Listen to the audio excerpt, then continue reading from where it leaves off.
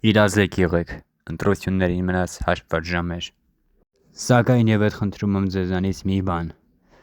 ձեր սրտի կամքով գնաք ընտրության, որպիսի հայ առաքելական եկեղեցին Մայրաթոր Սուրբ Էջմիածինը կրկին անգամ չենթարկվի հալածանքների,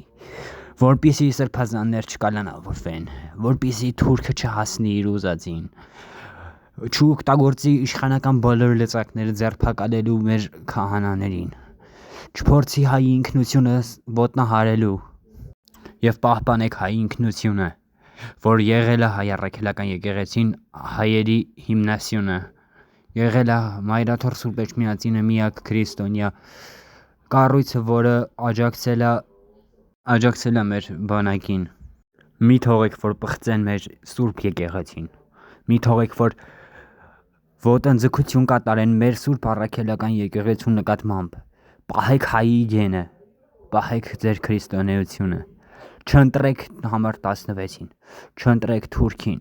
չընտրեք, որ չկործանվի մեր հայ առաքելական եկեղեցին, մեր պետությունը, մեր ինքնությունը, մեր հավատը։ Մի պահ ձեզ ինքներդ հարց տվեք, իշխանությունը ինչ է բերել 2020 թվականից ի վեր Հայաստանում։ 4375 զոհ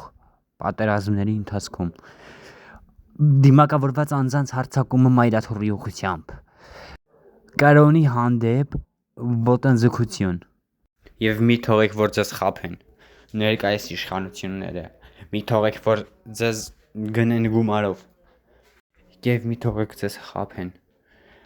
կենսաթոշակների բարձրացման համար։ Դա անում են, որպեսզի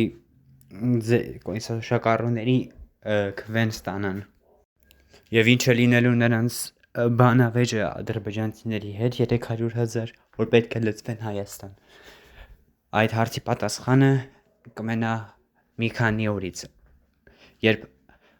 Նախիջևանում տեղի կունենա արևմտյան Ադրբեջան վերադարձի Ալիևի եւ Էրդողանի բանակցությունը։ Այդ ժամանակ կզգաք իմ ասածի ողջ ճնշումը։ Խնդրանքս ու հորդորս բոլորին, գնացեք ընտրատեղամասեր, բոլորդ ու քվեարկեք, դեմ քվեարկեք 16-ին, կանգնեք ձեր Հայաստանի կողքին, հայ առաքելական Սուրբ եկեղեցու կողքին, սրբազանների կողքին, կանգնեք մեր բանակի կողքին, ոչ թե թողնեք, որպիսի մեր Հայաստանը կործանվի։ Վաղը ճակատագրական ընտրություններ է կատարել